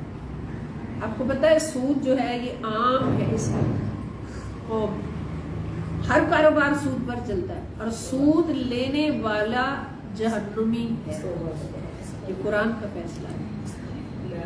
تو سود سے قرآن نے منع فرمایا، تو اللہ تعالیٰ فرماتے ہیں کہ جس کے پاس سود کے منع ہونے کی نصیحت پہنچی اور وہ باز آ گیا، اس نے چھوڑ دیا سود، تو جو پہلے گزر چکا وہ اس کا ہوگا، یعنی پہلے وہ جو پیچھے کھا چکا ہے، لے چکا ہے، اللہ تعالیٰ فرماتے ہیں میں نے اپنی رحمت سے اس کو معاف کر دیا، وہ اس سے پوچھ نہیں کروں گا، اگر اس نے آئندہ کے لیے سچی توبہ کر لی کہ سود نہیں کھائے گا، اور اس کا معاملہ اللہ کے سپرد ہے۔ اور جس نے پھر بھی لیا، پھر بھی سود کھایا نصیحت آ جانے کے بعد بھی، تو ایسے لوگ جہنمی ہیں اور وہ اس میں ہمیشہ ہمیشہ رہیں گے۔ اب آپ دیکھ لیں، دنیا کا تھوڑا سا فائدہ اٹھایا، سود لیا، اور اس کا فائدہ کیا ہوا ہے؟ نعوذ باللہ، فائدہ کوئی نہیں ہوا، بہت بڑا نقصان ہوا، اور بہت بڑا نقصان کیا ہوا؟ اللہ تعالیٰ فرماتے ہیں سود خور کے خلاف اللہ تعالیٰ کی طرف سے اعلان جنگ، یعنی سود خور یہ جان جائے کہ اس کی جنگ کسی اور سے نہیں ہو رہی، اس کی جنگ اللہ تعالیٰ سے ہو رہی ہے، اور اللہ جس سے جنگ کرتا ہے اس سے اس کا مال و دولت نہیں چھینتا، اللہ کو کیا ضرورت ہے اس کی؟ اللہ تعالیٰ جس سے جنگ کرتا ہے اس کا ایمان چھینتا ہے، اس کا ایمان ختم ہو جاتا ہے، سود خور کا ایمان ختم ہو جاتا ہے، نعوذ باللہ منہ، اور آخرت میں جائے گا تو اس کے لیے جہنم کی بھڑکتی ہوئی آگ ہوگی، بے شک وہ مسلمان ہو، بے شک وہ مسلمان ہی سود کھاتا ہے، کافر کھائے اس کی اللہ تعالیٰ کو کیا پرواہ، کھاتا رہے۔ لیکن یہ قرآن کس کے لیے اترا ہے؟ مسلمان کو بچانے کے لیے، ہدایت کس میں؟ سب کے لیے، راستہ سب کے لیے، دعوت سب کے لیے، مگر محبت صرف مومنوں کے لیے، مسلمانوں کے لیے۔ تو کافر تو ہے ہی جہنمی نعوذ باللہ، اگر کوئی مسلمان سود کھائے گا تو دنیا میں اس کے ساتھ اللہ تعالیٰ کے لڑنے جنگ ہوگا، اور دوسرا یہ بھی فرمایا گیا کہ قیامت کے دن وہ اس طرح سے حشر میں کھڑا ہوگا جیسے کوئی پاگل انسان ہے اور وہ ایسی ایسی حرکتیں کر رہا ہے کہ سارے اس کو دیکھ دیکھ کے پریشان ہو رہے ہیں، بالکل جیسے انتہائی پاگل انسان ہوتا ہے جس کو اپنا کوئی ہوش نہیں ہوتا، بیچ میں سارا کچھ نکلا ہوا ہے، بال بڑے ہوئے ہیں، ناخن بڑے ہوئے ہیں، حال کوئی نہیں ہے، اور اس کو پتہ ہی نہیں کہ میں ہوں کہاں اور ہوں کیا۔ تو یہ حالت اس کی ہوگی جیسے اس کو شیطان نے پکڑ کے پاگل کر دیا ہے، اور دوسری اس کے لیے بڑھتی ہوئی جہنم کی آگ۔ اس لیے سود کا ایک ایک پیسہ بھی اپنے لیے حرام سمجھے۔ بینکوں والے بھی کئی دفعہ دعوت دے دیتے ہیں، جیسے مجھے بھی ایک دو دفعہ کال آئی کہ آپ کے پاس جو پیسے ہیں یا بینک میں آپ کی سیلری آتی ہے، تنخواہ آتی ہے، تو اس کو آپ فکس کرا لیں، اس پہ آپ کو ماہانہ اتنا ملے گا۔ میں نے کہا میں نے تھوڑا کھا لینا ہے، تھوڑا پہن لینا، لیکن سود نہیں میں لے سکتی۔ تو اللہ تعالیٰ سے میں پناہ مانگتی ہوں سود سے، کہ سود کا ایک پیسہ بھی جو ہے وہ میرے پاس نہ آئے۔ اللہ تعالیٰ ہمیں بچائیں، ہم تو کوشش کریں نا بچنے کی۔ تو اللہ تعالیٰ فرماتے ہیں یا ایھا الناس قد جاءتکم موعظۃ من ربکم وشفاء لما فی الصدور وہدی ورحمۃ للمؤمنین۔ اے لوگوں، بے شک تمہارے پاس تمہارے رب کی طرف سے نصیحت اور ان بیماریوں کی شفا آ گئی ہے جو سینوں میں پوشیدہ ہے۔ قرآن کریم ایک نصیحت ہے اور سینوں میں چھپی ہوئی بیماریوں کی شفا ہے۔ اب سینے میں چھپی ہوئی بیماری سے مراد ہارٹ ڈیزیز نہیں ہے کہ جیسے آج کل دل کی بیماریاں ہو جاتی ہیں، فلاں بال بند ہو گیا، ایک بال بند ہو گیا، دو بند ہو گئے۔ یہاں پر سینے میں چھپی ہوئی بیماریوں سے مراد ہے گناہ، انتہائی گناہ جو باطنی گناہ ہے، حسد ہے، بغض ہے، کینہ ہے، اسلام دشمنی ہے، قرآن سے دوری ہے، اور نبی کریم صلی اللہ علیہ وآلہ وسلم کی سنتوں سے دوری ہے۔ یہ سارے گناہ جو ہیں ان کا علاج قرآن میں موجود ہے۔ یہ قدرتی اثر ہوگا کہ آپ کو روزانہ قرآن کریم کی تلاوت کریں گے، اور بالخصوص قرآن کریم کا جتنا حصہ بھی پڑھیں گے، آپ بے شک 5 آیتیں پڑھ لیں، 10 پڑھ لیں، پاؤ پڑھ لیں، پورا پارا پڑھ لیں روز، اور اس کو ترجمہ کے ساتھ سمجھ کر پڑھیں گے، تو خدا کی قسم اس تلاوت کی وجہ سے ہی دلوں کی صفائی ہوتی جائے گی، دل منور ہوتے جائیں گے، صاف ہوتے جائیں گے۔ یہ قرآن کا اعجاز ہے، اللہ پاک نے وعدہ جو فرما لیا، تو اللہ کا وعدہ کبھی جھوٹا نہیں ہوتا۔ تو اس میں سینوں میں چھپی ہوئی بیماریوں کی شفا ہے، اور ہدایت بھی ہے، اور اہل ایمان کے لیے رحمت بھی ہے۔ سبحان اللہ۔ جس گھر میں قرآن رکھا ہے وہ گھر رحمتوں سے بھرا ہے، جس دل میں قرآن رکھا ہے وہ دل رحمتوں سے بھرا ہے، اور جس زبان پہ قرآن جاری ہے وہ زبان رحمتوں والی ہے۔ کتنا بڑا ہمارے پاس اللہ تعالیٰ کی طرف سے ایک بینیفٹ ہے، لیکن اگر ہم حاصل کریں تو ہماری خوش قسمتی ہے۔ اس کے بعد یہ فرمایا گیا کہ مومن کا فرض ہے قرآن پڑھنا، یہ فرض ہے، فرض، نہ یہ نفل ہے، نہ یہ سنت ہے، اور نہ یہ کوئی ایسا کام ہے کہ کر لیں ٹھیک ہے، نہ کر لیں کوئی بات نہیں، یہ فرض ہے قرآن کی تلاوت کرنا روزانہ، اس کو سمجھنا، اس کی تلاوت کرنا، اس کو سمجھنا اور اس کی تعلیمات پر عمل کرنا مومنین کے لیے فرض ہے۔ تو قرآن کے یہ حقوق ہیں ہمارے اوپر، 5 حق ہیں قرآن کے ہمارے اوپر۔ نمبر 1 ہے قرآن پر ایمان لانا، نمبر 2 ہے قرآن کو صحیح تجوید کے ساتھ پڑھنا، اس کے صحیح مخارج کے ساتھ، الفاظ کی صحیح ادائیگی کے ساتھ اس کو پڑھنا، غلط الفاظ غلط مخارج کے ساتھ نہیں پڑھنا، اور نمبر 3 ترجمہ اور تفسیر کے ساتھ سمجھ کر پڑھنا، اور نمبر 4 اور یاد رکھیں جو جتنا اوپر جاتا ہے اتنا اس کا वजन भी बढ़ता जाता है। कि नंबर 4 है जो कुछ पढ़ा है उस पर अमल करते हुए जिंदगी गुजारना। और 5वां और सबसे बड़ा फर्ज है, इसके बारे में हुजूर ने फरमाया खैरुकुम मन तअल्लमल कुरान व अल्लमहु, कि कुरान जो खुद सीखा है वो दूसरों को भी सिखा देना। अपने तक महदूद नहीं रखना, बल्कि तालीम कुरान को खुद सीखा है तो दूसरों को भी सिखाना। ये कुरान करीम के हमारे ऊपर हुकूक हैं और हमारे ये फ़राइज़ जिनको हमने पूरा करना है। तो यहाँ पर इरशाद बारी ताला है कि फ़इन ज़ललतुम मिन बादि मा जाअतकुमुल बय्यिनातु फ़अलमू अन्नल्लाह अज़ीज़ुल हकीम।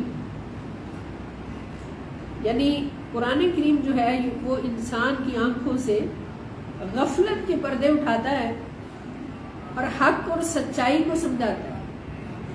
हक और सच जिसने समझना है तो कुरान हक और सच बात करता है और गफलत के पर्दे दूर करता है। तो अल्लाह ताला की इस इरशाद में क्या फरमाया गया कि बस अगर तुम इसके बाद भी लग़ज़िश करो, गलतियां करो, कुरान पढ़ने के बाद भी गलतियां करो, जबकि तुम्हारे पास वाज़ेह निशानियां आ चुकी, तो जान लो कि अल्लाह बहुत बड़ी गालिब हिकमत वाला है। एक और मकाम पर इरशाद फरमाया वल यहकुम अहलुल इंजीली बिमा अंज़लल्लाहु फीही व मन लम यहकुम बिमा अंज़लल्लाहु फउलाइका हुमुल फासिकून। और अहले इंजील को भी इस हुक्म के मुताबिक फैसला करना चाहिए। अहले इंजील कौन है? जरा ऊंची आवाज से बोले। ईसाई, क्रिश्चियन जिनको कहते हैं, अहले इंजील जिनको इंजील मिली है। और अहले इंजील को भी इस हुक्म के मुताबिक फैसला करना चाहिए जो अल्लाह ने उसमें नाजिल फरमाया है। लेकिन इंजील का मसला यह है कि वो बिल्कुल चेंज हो चुकी है और जो शख्स अल्लाह की नाजिल करदा हुक्म के मुताबिक फैसला और हुकूमत ना करे तो वही लोग फासिक हैं। फैसला काजी को करना हो, वालिदैन को करना हो, उस्ताद को करना हो, हाकिम वक्त को करना हो, हर सूरत हर शख्स पर फर्ज है कि वो हर फैसला कुरान के मुताबिक करे। जैसे अहले इंजील को हुक्म इंजील के मुताबिक करे। तो जो इस तरह नहीं करते, जैसे अपने हुक्मरानों की मिसाल ले ले, कोई फैसला भी कुरान के मुताबिक नहीं है, ना इंसाफ है, ना किसी का दुख है, ना दर्द है, ना छोटे छोटे बच्चों से लेके बूढ़ों तक किसी पर न तरस है न रहम है। तो ऐसे लोग कौन हैं? फासिक हैं। तो फिर सोच लें कि जिस अवाम पर फासिक हुक्मरान सब्त हो जाए, फासिक हुक्मरान काबिज हो जाए, फिर वो कौम क्या पाक है? क्योंकि अल्लाह ताला फरमाते हैं ना, नबी पाक सल्लल्लाहु अलैहि वसल्लम फरमाते हैं कि जैसी अवाम होती है वैसे ही उन पर हुक्मरान डाल दिए जाते हैं। अब हजरत सैयदना उमर फारूक रज़ी अल्लाह तआला अन्हु जैसे, हजरत सैयदना उमर बिन अब्दुल अजीज रज़ी अल्लाह तआला अन्हु जैसे वे हुक्मरान हैं कि सारा सारा दिन मखलूक खुदा की खिदमत है और सारी सारी रात अल्लाह की बारगाह में गिड़गिड़ाना भी है और रोना भी है, माफ़िया भी मांगनी, मौला कहीं उमर से गलती ना हो जाए। और सारी रात उमर जैसा हुक्मरान घोड़े पे सवार होके एक एक घर की खबर लेता नजर आता है और फिर सजदे में पड़ के रोता है कि मौला उमर से कोई गलती ना हो जाए, अगर फुरात के किनारे कोई कुत्ता भी प्यासा मर गया तो उसकी भी पूछ जो है उमर से हो गया। वहाँ पर अदल कितना था, अदल कितना था कि किसी का बूढ़ी माई का घी लेके जा रही थी, ऑयल लेके जा रही थी, जमीन पर गिर गया, रोने लग गई, बोली जमीन तूने मेरा घी पी लिया है, मैं चली उमर के पास। ये यकीन था उनको अदल का। अवाम ऐसी थी तो हुक्मरान ऐसे थे। जब हजरत उमर के पास गई तो उमर रज़ी अल्लाह उन्होंने कागज का एक टुकड़ा कुछ लिख के माई को दिया, जाके वहां पे रख देना जहाँ तेरा घी गिरा है। माई ने वहां पे रखा। वो सारा घी ऐसे ऊपर को उबलने लगा जैसे चश्मा फूट गया। जमीन ने घी छोड़ दिया, ऑयल छोड़ दिया और वो अपना डब्बा भर के ले आई। जब उसने कागज खोल के देखा तो उस टुकड़े पे क्या लिखा था? हजरत उमर ने लिखा था, क्या जमीन उमर का हुक्म है कि इस औरत का घी वापस कर ली। और जल्जला आ जाता है। हजरत उमर रजी अल्लाह तआला ये नहीं कहते कि या अल्लाह जल्जला क्यों आ गया, कोड़ा पकड़कर जमीन पर मारते हैं, फरमाते हैं क्या जमीन जरा तू बता क्या तेरे ऊपर उमर ने अदल नहीं किया तो हिली क्यों है, तू कांपी क्यों है। अवाम ऐसे थे ना कि रात को गश्त करते हुए एक घर के सामने, घर के अंदर से आवाज आती है बातों की, झगड़े की आवाज आती है। हजरत उमर रुक जाते हैं, कान लगा के सुनते हैं। क्या सुनते? कि अंदर एक नौजवान बेटी और माँ में झगड़ा हो रहा है। माँ कह रही बेटा दूध में पानी मिला ले, दूध थोड़ा बढ़ जाएगा, पैसे ज्यादा आ जाएंगे, गरीब है, गुजारा ज्यादा हो जाएगा। तो बेटी अड़ी हुई है कि माँ पानी में, दूध में पानी नहीं मिलाना, हजरत उमर ने मना किया, हजरत उमर ने मना किया है। माँ ने कहा उमर कौन सा तुम्हें देख रहा है इस वक्त? बेटी ने क्या कहा? माँ उमर नहीं देख रहा, उमर का खुदा तो देख रहा है। हजरत उमर ने जब ये गुफ्तगू सुनी, खुदा की कसम घर गए, जाके अपनी बीवी से फरमाने लगे कि अल्लाह की नेक बंदी, मैंने अपने बेटे के लिए रिश्ता तलाश कर लिया। आज माई जाती ना रिश्ते तलाश करने, क्या कहती है कि बेटी का कोई जिस्म का हिस्सा ऐसा ना हो जो खूबसूरत ना हो, वो गाड़ियां भी लेके आए, वो फलां भी करे, शर्तें लग जाती। लेकिन इस्लाम ने हमें मयार दिया, उमर ने हमें मयार दिया, फरमाने लगे अपने बेटे का मैं रिश्ता ढूंढ लाया हूँ। सुबह बीवी को साथ लेके गए, जाकर रिश्ता पक्का करके बेटी को ब्याह दिया। प्यार दिया ना एक, जहाँ पर अवाम ऐसे होंगे वहां पर हुक्मरान भी ऐसे होंगे। तो कुरान हमें जो देता है रास्ता, हुक्मरान जब तक कुरान के मुताबिक नहीं चलेंगे वो फासिक कहलाएंगे, और जो अवाम उनको कबूल करेंगे वो भी फासिक के कटहरे में आएंगे, फासिक के जुमरे में आएंगे। कुरान कहता है कि बस अगर तुम इसके बाद भी लग़ज़िश करो जबकि तुम्हारे पास वाज़ेह निशानियां आ चुकी हैं, तो जान लो कि अल्लाह बहुत बड़ी हिकमत वाला है। और एक और मकाम पर इरशाद फरमाया कि वल यहकुम अहलुल इंजीली बिमा अंज़लल्लाहु फीहि व मन लम यहकुम बिमा अंज़लल्लाहु फउलाइका हुमुल फासिकून। ये मेरा हल पढ़ चुके हैं। और अहले इंजील को भी इस हुक्म के मुताबिक फैसला करना चाहिए जो अल्लाह ने इसमें नाज़िल फरमाया है, और जो शख्स अल्लाह के नाज़िल करदा हुक्म के मुताबिक फैसला न करे और हुकूमत न करे तो वो कौन है? वो फासिक है। ये कुरान का मकसद हमने पढ़ा, कुरान अल्लाह पाक ने हमें क्यों दिया। अब अहादीस मुबारका की रोशनी में कुछ हम अजमत पढ़ेंगे कुरान पढ़ने वालों की, कुरान सीखने वालों की, कुरान हकीम की तिलावत करने और समझने वालों के फजाइल। ये ज़रा तवज्जो से सारे सुन लें। हमारी ये अल्हम्दुलिल्लाह करीम कुरान क्लास है, और कुरान क्लास की अजमत क्या है इस वक्त आप अंदाजा नहीं कर सकते कि हम कहाँ बैठे हैं। हम लोग ये समझ नहीं सकते, सोच नहीं सकते कि इस वक्त हम कुरान क्लास में कोई यहाँ बैठे हैं या जहाँ जहाँ भी दुनिया के इस हिस्से में ऑनलाइन इस क्लास में बैठे हैं। ये क्लास सारी एक जगह है। कोई अमेरिका से क्लास अटेंड कर रहा है, कोई कनाडा से कर रहा है, कोई लंदन से कर रहा है, कोई पाकिस्तान के मुख्तलिफ शहरों से कर रहा है। खुदा की कसम सारे एक जगह बैठे हैं, और किस जगह बैठे हैं ये हम नहीं जान सकते, कहाँ अल्लाह ताला ने हमें बिठाया। नंबर 1, हजरत उस्मान इब्न अफ़्फ़ान रज़ी अल्लाह ताला अन्हु से रिवायत है कि हुजूर नबी करीम सल्लल्लाहु अलैहि वसल्लम ने फरमाया, तुम में से बेहतरीन वो शख्स है जो कुरान खुद भी सीखे और दूसरों को भी सिखाए। جس کو اللہ اور اس کے رسول بہترین کہہ دیں تو پھر اس کا مقام کیا ہوتا ہے؟ ہم نے تو اپنے سامنے اپنے شاہ صاحب کا مقام دیکھا ہے نا، پھر کون نہیں چاہتا کہ ہمیں بھی ایسا مقام ملے؟ تو شاگرد کا اگر یہ عالم ہے تو استاد کا عالم کیا ہوگا؟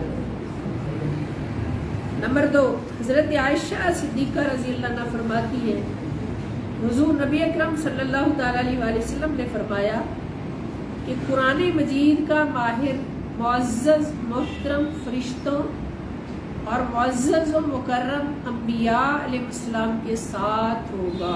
سبحان اللہ، کیا ہوگا؟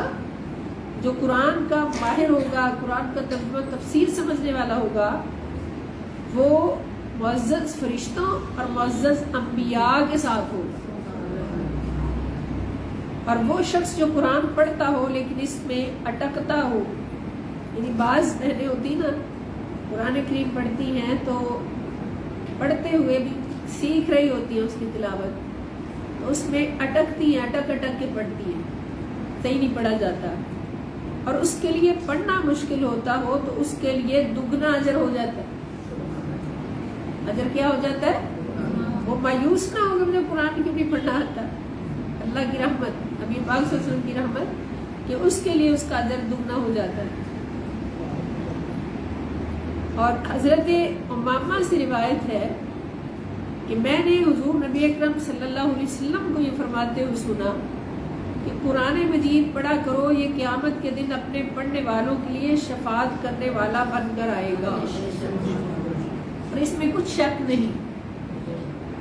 یہ حدیث شریف ہے نبی پاک صلی اللہ علیہ وسلم کی، کہ قبر میں بھی قرآن شفیع بن کے آئے گا، اور جنت سے سبز رنگ کا ریشمی بستر لے کے آئے گا، اور بندے کے نیچے بڑے پیار سے دائیں بائیں کروٹیں دے کے بچھائے گا، اور پھر فرماتا ہے قرآن کہ قبر والے، تو نے دنیا میں مجھ سے محبت کی، اب میں اس محبت کا حق ادا کرنے کے لیے تیرے پاس آ گیا، اب تو آرام سے اپنی قبر میں سو، آرام کر، میں تیری بھی خبر رکھوں گا، تیرے گھر والوں کی بھی خبر رکھوں گا۔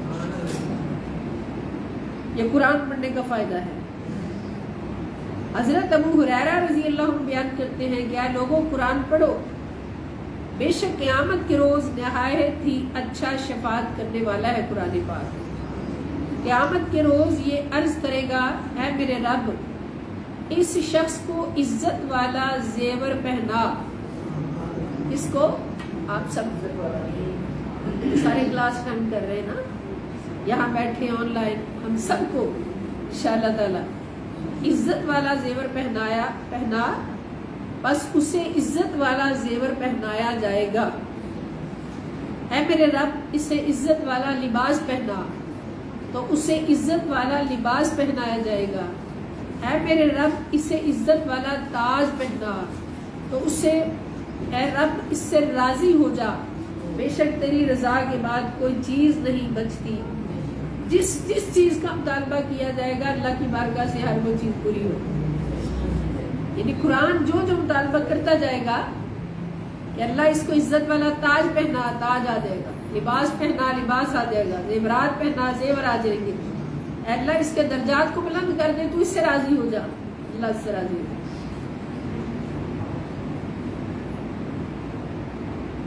حضرت انس رضی اللہ تعالیٰ نے روایت کرتے ہیں کہ حضور نبی اکرم صلی اللہ علیہ وآلہ وسلم نے فرمایا، لوگوں میں سے کچھ اللہ والے ہوتے ہیں، کچھ اللہ والے ہوتے ہیں۔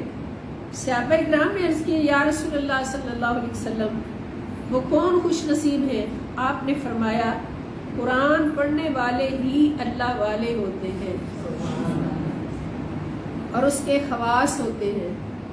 تو پھر پختہ ارادہ کرنا ہے آج سب نے، اس قرآن کلاس کو باقاعدگی سے اٹینڈ کرنا ہے اور اسی طرح سے اٹینڈ کرنا ہے۔ پھر تلاوت قرآن کا ادب۔ حضرت جندب بن عبداللہ رضی اللہ عنہ روایت کرتے ہیں کہ رسول اللہ صلی اللہ علیہ وآلہ وسلم نے فرمایا، قرآن مجید اس وقت تک پڑھتے رہو جب تک تمہارے دل میں اس کے ساتھ ہمارے دل اس کے ساتھ لگے رہیں، یعنی قرآن پڑھنے کے آداب ہیں۔ اور سب سے پہلا ادب یہ ہے کہ قرآن کریم اس وقت تک پڑھتے رہو جب تک تمہارا دل لگا رہے۔ یعنی بعض اوقات انسان سوچتا ہے نا کہ رمضان آ گیا، اب میں 10 پارے روز پڑھ لوں، کرتے ہیں نا ایسا، لیکن اس وقت تک قرآن پڑھیں جب دل لگا رہے۔ اگر دل اکتانا شروع ہو جائے پھر فوراً چھوڑ دیں، پھر یہ بید بھی ہوگی۔ اور جب اکتاہٹ محسوس کرو تو پڑھنا چھوڑ دو، جب اکتاہٹ محسوس کرو تو پڑھنا چھوڑ دو۔ اور حضرت عبداللہ ابن مسعود رضی اللہ تعالیٰ عنہ سے روایت ہے، آپ بیان کرتے ہیں کہ ہر مستحق کے ادب یہ چاہتا ہے کہ اسے ادب ملے، اور بے شک اللہ تعالیٰ کا ادب قرآن مجید ہے۔ یعنی سب سے بڑا تو اللہ کا ادب ہے نا۔ تو ہر وہ شخص جس کو جو ادب کا مستحق ہو، جیسے استاد ہے، استاد ادب کا مستحق ہے، والدین ادب کے مستحق ہیں، پیر و مرشد ادب کے مستحق ہیں، ہر بڑا ادب کا مستحق ہے، تو اس کی چاہت ہوتی ہے کہ اس کو ادب ملے۔ تو اللہ تو سب سے بڑا ہے اور اللہ کا ادب بھی سب سے بڑا ہے۔ اللہ تعالیٰ کا ادب کیا ہے؟ قرآن مجید کا۔ جو قرآن مجید کا ادب کرتا ہے وہ اللہ کا ادب کرتا ہے۔ اور پھر ایک جگہ پر جمع ہو کر قرآن پڑھنا۔ حضرت ابو ہریرہ رضی اللہ تعالیٰ سے روایت ہے کہ حضور نبی کریم صلی اللہ علیہ وآلہ وسلم نے فرمایا،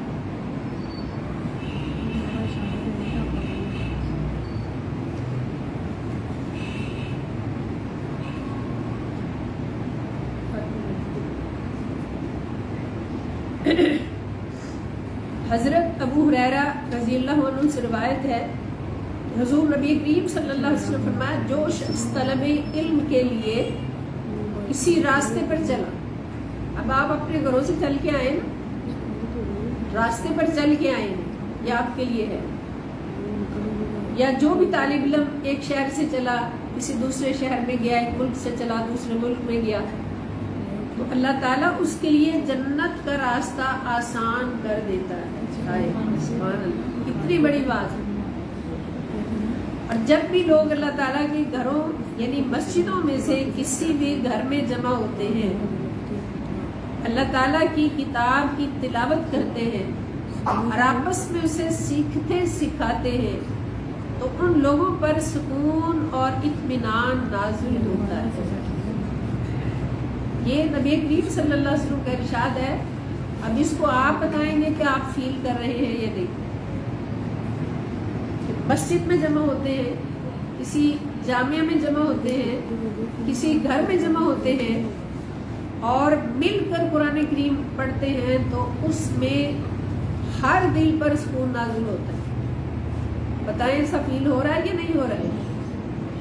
مجھے تو یہ محسوس ہو رہا ہے الحمدللہ کہ دل پر ایک سکون نازل ہوتا ہے، رحمت الہی انہیں ڈھانپ لیتی ہے، فرشتے پر باندھ کر ان پر چھائے رہتے ہیں، اور اللہ تعالیٰ ملائے اعلیٰ کے فرشتوں میں ان کا ذکر کرتا ہے۔ سبحان اللہ۔ اور جس شخص کے اعمال اس کو پیچھے کر دے، اس کا نسب اسے آگے نہیں بڑھا سکتا۔ بہت بڑا جملہ ہے یہ، اگر آپ سمجھ جائیں کہ کوئی بڑے حسب و نسب والا ہے، حتیٰ کہ سید ہے، بڑے حسب و نسب والا ہے، مگر اعمال میں نکما ہے، قرآن سے تعلق نہیں ہے، دنیا داری ہے نری، تو جس کے اعمال کم ہو جائیں، اعمال پیچھے کر دیں اس کو، تو اس کا حسب و نسب اس کو آگے نہیں بڑھا سکتے، اس کا حسب و نسب اس کو آگے نہیں بڑھا سکتے۔ تو آج مادی سوچ اور دنیا کی حرص، اس نے لوگوں کو قرآن مجید پر غور و فکر کی رغبت اور خیال سے محروم کر دیا ہے۔ آج ہم دیکھتے ہیں اتنی دنیا داری کی پڑی ہوئی، دیکھا کبھی کسی کو اتنی فکر سے قرآن پڑھتے ہوئے؟ عام طور پر فکر و نظر میں اس حد تک تبدیلی آ چکی ہے کہ وہ صحیفہ ہدایت جو ہماری سوچ اور زندگی کو بدلنے کے لیے آیا ہے، ہم نے اسے محض کتاب ثواب بنا لی۔ ہماری زندگی کو بدلنے کے لیے آیا ہے، اس کو ہم نے کتاب ثواب بنا رکھا ہے، اور اس کا نتیجہ یہ کہ ہم خود کو قرآن مجید کے بجائے دوسرے نفسانی کاموں، نفسانی خواہشات کے کام پورے کرنے میں لگے رہتے ہیں۔ اللہ تعالیٰ ہمیں اس سے بچائے۔ تو ان حالات میں بہت ضروری ہے کہ ہم اپنا تعلق قرآن کے ساتھ مضبوط کریں، قرآن کو سمجھیں، اس کی طرف راغب رہیں، اور ہمارے لیے اس کام کے لیے سب سے بہترین وقت جو ہے وہ رمضان المبارک کا مہینہ ہے۔ اس لیے اس مقصد کے لیے ہم نے آج یہ کلاس شروع کی ہے کہ رمضان المبارک کا مہینہ آج مدینہ پاک میں، مکہ شریف میں تو شروع ہو چکا ہے، اس پر آپ سب کو مبارک ہو، اور انشاءاللہ قرآن کریم رات کو یہاں بھی شروع ہو جائے گا، کل ہمارا بھی پہلا روزہ ہوگا۔ تو ہم اس ماہ مبارک کو قرآن پاک کے ساتھ مضبوط تعلق جوڑ کر گزاریں، اور اسی طرح قرآن فہمی کے لیے ہم الہدایہ پلیٹ فارم سے، یہ الہدایہ کا پلیٹ فارم ہے نہاج القرآن ویمن لیگ انٹرنیشنل کی طرف سے، جس پر ہم قرآن کریم کا موضوعاتی دورہ انشاءاللہ رمضان مبارک میں کریں گے۔ تو انسائکلوپیڈیا جو ہے، اس کا تعارف میں نے آپ کو کچھ دے دیا ہے کہ اس میں قرآن کریم کے اندر 5000 سے زائد موضوعات ہیں۔ یہ اگر ایک موضوع ہے، اس موضوع کے تحت بھی 20 موضوعات ہیں، 5000 سے زائد موضوعات ہیں۔ تو ان موضوعات کے تحت ہر آیت اس موضوع کے مطابق ڈال دی گئی ہے۔ تو اس طرح یہ 8 جلدوں میں یہ پورا سیٹ موجود ہے۔ تو یہ بہت بڑی کاوش ہے، اور ابھی میں نے عرض کیا کہ یہ حضور شیخ الاسلام کا بہت بڑا تحفہ اس امت کے لیے، جو آج تک کسی نے نہیں دیا تھا، حضور شیخ الاسلام نے دیا ہے۔ تو اس کو ہم نے انشاءاللہ رمضان میں شروع کرنا ہے، اور اس کا مقصد یہی ہے جو ہم نے پورا یہ لیکچر میں پڑھا ہے۔ قرآن ملنے کا مقصد جو ہے وہ قرآن انسائکلوپیڈیا سیٹ کرنے کا مقصد بھی یہی ہے کہ ہر نوجوان، ہر بچہ، ہر بوڑھا اس سے فیضیاب ہو سکے اور اپنی زندگی سنوار سکے۔ اور یہ عرض کر دوں کہ یہ حضور شیخ الاسلام کی 50 سال کی محنت ہے۔ 50 سال تک حضور شیخ الاسلام اس کام سے جڑے رہے ہیں۔ تو یہ اتنا بڑا ذخیرہ ہمارے سامنے، یہ قرآن کریم کا انسائکلوپیڈیا ہے۔ اور آپ کو آج ہی میں بتا دوں کہ حدیث پاک کا انسائکلوپیڈیا بھی آ چکا ہے 40 جلدوں۔ یہ کسی انسان کا کام لگتا ہے؟ بولے کسی عام انسان کا کام نہیں ہے، یہ اسی کا کام ہے جس کو نبی کریم صلی اللہ علیہ وسلم نے، اللہ کریم عز و جل نے اپنی رحمت سے چن لیا ہو، اور علوم اور معارف کے خزانوں کے ساتھ اس کے دماغ کو جوڑ دیا، اور وہ خزانے سارے گنبد خضرا والے کے پاس ہیں، ادھر سے خاص فیض ملتا ہے الحمدللہ۔ تو یہ 8 جلدوں پر مشتمل ہے، اور 40 جلدوں میں حدیث کا انسائکلوپیڈیا بھی آ رہا، اور اس کا مقصد، اس کا مطلب ہے کہ جو 6 کتابیں ہیں حدیث پاک کی، جن کو ہم صحاح ستہ کہتے ہیں، جیسے بخاری شریف ہے، مسلم شریف ہے، ترمذی شریف ہے، ابن ماجہ شریف ہے، ابو داؤد شریف ہے۔ تو یہ 6 کتابیں جو ہیں حدیث پاک کی، ان کا انسائکلوپیڈیا، کہ کسی ایک موضوع پہ آپ کو 6 کتابوں سے دلائل چاہیے، تو آپ حدیث کا انسائکلوپیڈیا کھولیں گے، اس میں سے اس موضوع کے تحت ساری 6 کی 6 کتابوں کی حدیث ایک موضوع میں موجود ہے۔ اتنی بڑی آسانی۔ तो अल्लाह करीम का शुक्र है करोड़ों बार की इस सदी में हम ताहिरुल कादरी के साथ हैं।